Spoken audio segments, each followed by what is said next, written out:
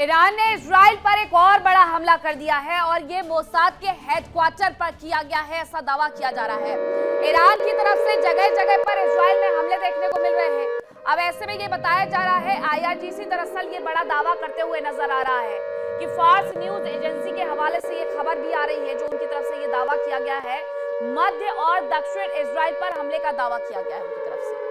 ये बड़े हमले का जो दावा है वो बार बार किया जाता है। एक बार फिर से मध्य और दक्षिणी इजराइल पर हमले का दावा किया गया है कि अमेरिकी ठिकानों पर हमले का ये दावा किया जा रहा है। और ऐसा नहीं है कि इजराइल को नुकसान नहीं पहुंच रहा, अमेरिका को नुकसान नहीं पहुंच रहा, नुकसान भरपूर दोनों देशों को हो रहा है। एक को आर्थिक तौर पर हो रहा है, एक के इंफ्रास्ट्रक्चर में हो रहा है। अब जरा ये देखिए कि जब ये मिसाइल यहाँ पर गिरती है तो किस तरीके से इस आयरन डोम को भेदते हुए यहाँ की सुरक्षा में सेंध लगा देती है।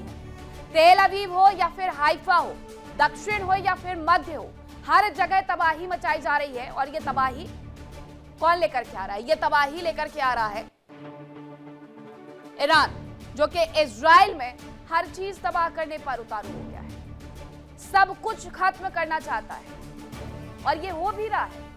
ऐसा नहीं है कि ये नुकसान सिर्फ और सिर्फ ईरान को उठाना पड़ रहा है, ये नुकसान बराबर से इजराइल को भी उठाना पड़ रहा है, ये नुकसान बराबर से अमेरिका को भी उठाना पड़ रहा है। जो इनकी मिसाइल शक्ति है, जिससे डरता है अमेरिका और इजराइल, जो बार बार ये कह रहा था कि अगर ये मिसाइल बना ली जाती है तो लंबी दूरी की बैलिस्टिक मिसाइल सबसे ज्यादा नुकसान अगर किसी को पहुंचाएंगी तो वो इजराइल को ही पहुंचाएंगे। और ये हो रहा है इस बार। ये मिसाइल आसमान से गिरती है और नीचे आकर के जिस तरीके से ब्लास्ट होती है, उसके बाद एक बड़ी क्षति होती है इजराइल में।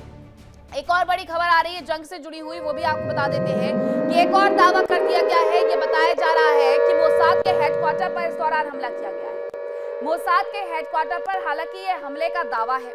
अब ये कई बार वॉर में प्रोपेगेंडा खबरें भी चलाई जाती है ताकि मनोबल को तोड़ा जा सके। मिलिट्री कैंप, ऑयल टैंकर्स और बंकर पर हमले का दावा किया गया है। इजराइल को बहुत ज्यादा नुकसान हुआ है, ये इसमें दावा कर दिया गया है। मोसाद के हेडक्वार्टर पर दावा एक अलग चीज हो सकती है, लेकिन रियलिटी क्या है वो जरा हम आपको तस्वीरों के माध्यम से दिखाते हैं। ये ईरान का इजराइल पर जो हमला हुआ, उसमें मोसाद के हेडक्वार्टर पर हमला किया गया है। उसके बाद की ये तस्वीरें आई हैं। ये बताया गया है कि यहाँ पर मोसाद का हेडक्वार्टर था, जिसे IRGC ने भेद दिया है। IRGC ने वहां पर निशाना बनाया तो लोग भागते हुए नजर आते हैं। किसी ने अपने मोबाइल फोन में इसे रिकॉर्ड किया है, इसी वजह से ये स्टेबल नहीं है और लोग वहां से अपनी जान बचाने के लिए भागते हैं कि जो विस्फोट हुआ है कहीं उसमें उनका नुकसान ना हो जाए। जो आग लगी हुई नजर आती है वो दरअसल मोसाद का हेडक्वार्टर बताया जा रहा है। लेकिन इन सब के बीच में अगर ऐसा हुआ है, मोसाद के हेडक्वार्टर पर हमला कर दिया गया है, मिलिट्री कैंप और ऑयल टैंकर और बंकर पर हमला कर दिया गया है, तो जरा ये समझ लीजिए कि ये इजराइल के लिए बैकफुट पर आने वाली चीजें हैं। इजराइल इस जंग में पीछे खिसकता हुआ नजर आता है अगर मोसाद पर हमला कर दिया जाए, क्योंकि मोसाद के जितने भी एजेंट्स हैं, CIA के जितने भी एजेंट्स हैं, यही तो असली ताकत है जो ईरान में रह करके हर एक चीज से इजराइल को और अमेरिका को वाकिफ करवाते हैं। दो खबरें आ रही हैं कि किस तरीके से एक तरफ मोसाद के हेडक्वार्टर पर हमले का दावा किया गया है तो दूसरी तरफ अमेरिकी ठिकानों पर भी निशाना दागा गया है इजराइल के अंदर। मध्य और दक्षिणी जो इजराइल है उस पर हमले का यह दावा किया गया है।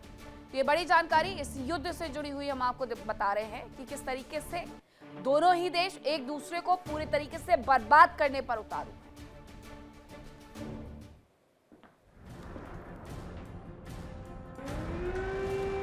ईरान के पलटवार का अमेरिका और इजराइल को अंदाजा ही नहीं था।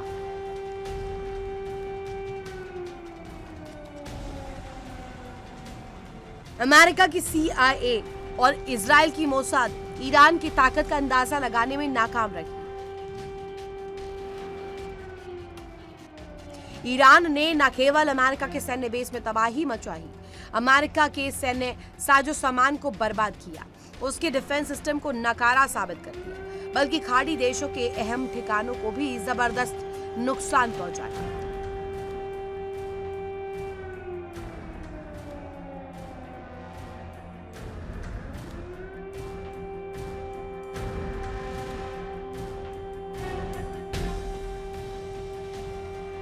इजराइल और अमेरिका ने ईरान की आर्थिक रीढ़ यानी कि तेल के कारोबार को प्रभावित करने का प्रयास किया। ईरान के अहम ऊर्जा ठिकानों पर जबरदस्त हमले किए। ईरान का गुस्सा भड़क गया। इजराइल ने ईरान के अहम ऊर्जा ठिकाने पार्स पर हमला किया।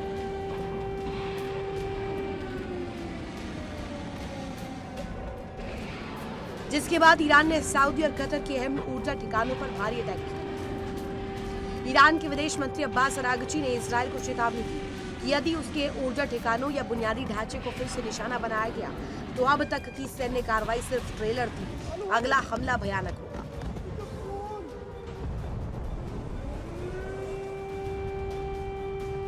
ईरान ने कतर के रास लाफान गैस संयंत्र पर ऐसे हमले किए जिससे दुनिया की टेंशन बढ़ गई। जिस हमले से कतर की एलएनजी निर्यात क्षमता में 17% की गिरावट की संभावना है, जिससे यूरोप, एशिया और अन्य देशों तक ऊर्जा सप्लाई ठप होने का खतरा मंडरा रहा है।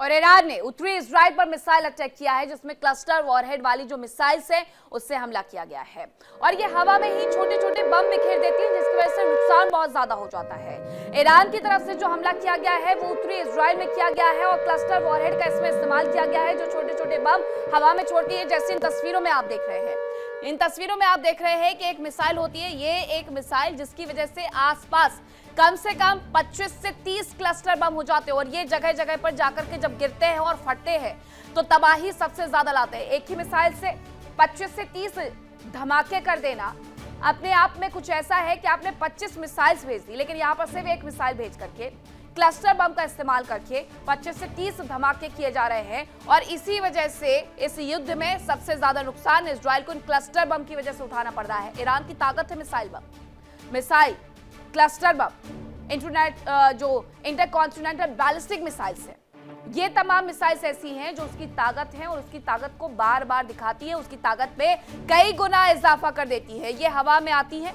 एक करके और उसके बाद बनती है 30 करके और फटती है फिर 30, और उसकी वजह से इन्हें नुकसान भी अच्छा खासा उठाना पड़ता है। एक और बड़ी खबर आ रही है युद्ध से ही जुड़ी हुई, वो भी आपको बता देते हैं कि इस युद्ध में अब क्या नया परिवर्तन आया है, क्या नया दावा किया गया है। इराक में बताया जा रहा है कि ईरान का जो हमला था वो भी नाकाम कर दिया गया है, पहले कुवैत में, उसके बाद इराक में। बगदाद में ईरान का जो ड्रोन है वो इंटरसेप्ट कर लिया गया है। यूएस के CRAM सिस्टम से इंटरसेप्ट किया गया है ड्रोन। अपने इंटरसेप्ट को मिडिल ईस्ट में अमेरिका ने जगह जगह पर तैनात किया, जिसके लिए बाकायदा उसने जापान से और साउथ कोरिया में जो इंटरसेप्टर्स तैनात थे उन्हें वहां से मंगवा लिया है, ताकि मिडिल ईस्ट में बाकी देशों को वो सुरक्षा दे सके। अब यही वजह रही कि जब यहाँ बगदाद में हमला किया गया था तो ये तस्वीर जरा देखिए, ऊपर से आते हुए मिसाइल और नीचे से इसे इंटरसेप्ट करने के लिए भेजी गई मिसाइल, और ये इसे हवा में ही मार गिराती है, जिसकी वजह से बहुत ज्यादा नुकसान नहीं हुआ है। ये इंटरसेप्टर की वजह से ही हो पाया है। अगर ये इंटरसेप्टर ना होता, ये देखिए, ये आसमान से गिरता हुआ जिस तरीके से ये मिसाइल आता है, अगर वो कहीं पर गिरता फटता तो उसकी वजह से बहुत नुकसान हो सकता था बगदाद में, लेकिन उसे नाकामयाब कर दिया गया, क्योंकि ये इंटरसेप्टर्स जो आप ऊपर हवा में जाते हुए रॉकेट जैसे देख रहे हैं, ये इंटरसेप्टर्स है जो सीधे उस आती हुई मिसाइल को निशाना बनाते हैं, जिसकी वजह से बहुत ज्यादा नुकसान इसमें नहीं हो पाया है। लेकिन हाँ, ये नुकसान हो सकता था। कुवैत से लेकर के बगदाद तक हर जगह पर ये इंटरसेप्टर्स तैनात कर दिए गए हैं। दूसरी तरफ क्लस्टर बम के माध्यम से तबाही लाई जा रही है। क्लस्टर बम की वजह से एक मिसाइल के माध्यम से इतने ज्यादा धमाके किए जा रहे हैं कि तेल अवीव हो, यरूशलेम हो, हाइफा हो, हर जगह ये चीज नजर आने लगी है कि इजराइल में जो नुकसान है वो किस स्तर पर हो रहा है। जो बिल्डिंग्स है वो तबाह हो गई है, इंफ्रास्ट्रक्चर पूरी तरीके से खत्म हो गया है। अब इजराइल को भी आवश्यकता पड़ रही है कि वो और ज्यादा अपने यहाँ पर इंटरसेप्टर्स की तैनाती करे और ज्यादा हथियारों का जखीरा बढ़ाए, और वो बढ़ा रहा है। अमेरिका से अच्छी खासी डील भी इस दौरान वो साइन करते हुए नजर आ रहा है, बातचीत करते हुए नजर आ रहा है, ताकि वो इस युद्ध में कमजोर ना पड़ जाए।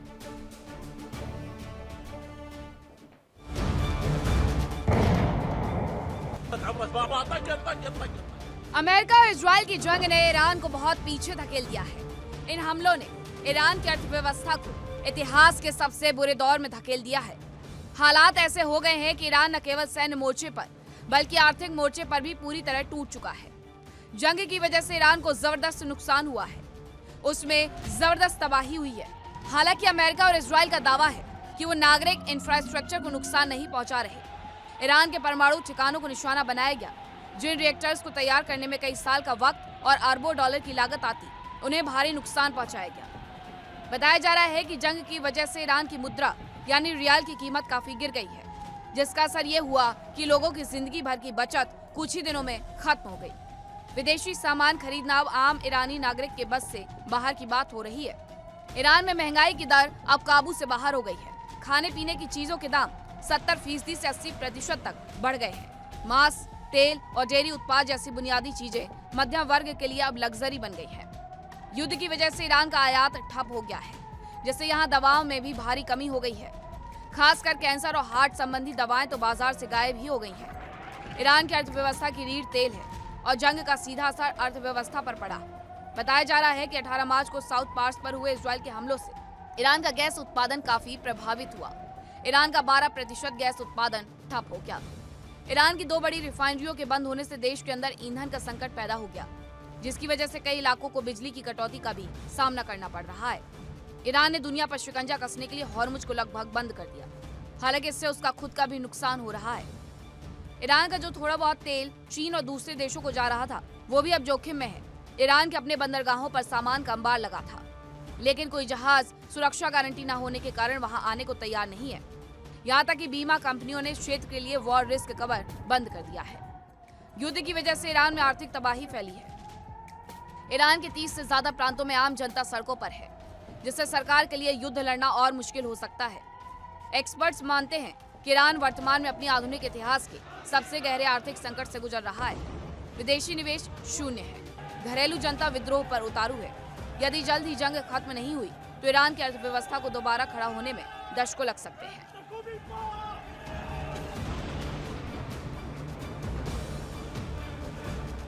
देखिए इंडिया डेली 24/7 अब आपकी स्मार्ट टीवी पर। इंडिया डेली मौजूद है सभी डिजिटल प्लेटफॉर्म पर लाइव और लगातार। इंडिया डेली 24/7 हर दिन राष्ट्र को समर्पित।